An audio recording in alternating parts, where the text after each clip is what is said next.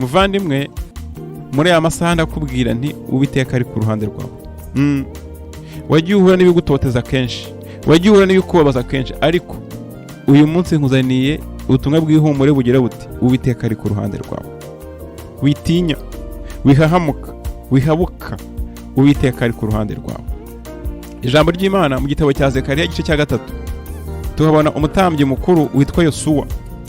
Uyu mutambyi mukuru yagejejwe imbere y'urukiko rwo mu ijuru kugira ngo acirweho iteka, ariko Imana iramutabara mu izina rya Yesu.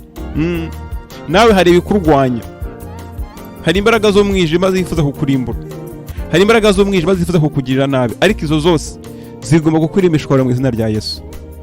Hari cya kintu kivuga kiti ntuzagera ku cyo Uwiteka yakuvuzeho, hari cya kintu kivuga kiti ntabwo uzagera ku masezerano, ariko icyo kigomba kurimbuka. Byeyi mwiza, Uwiteka turagushimye kuko uri umwami. Dushimye imirimo n'ibitangaza ukomeje kudukorera. Turiho kubw'urukundo rwawe, turiho kubw'igitambo umwami Yesu Kristo yatangiye ku musaraba. Mwamubane natwe, twongera imbaraga kandi uduhuguze ijambo ryawe. Dumwuka w'ubwenge, udumwuka wo gusobanukirwa, kandi utuyoboreshe ubwiza bwawe. Turakunezerewe, turagushimye mwami mwiza.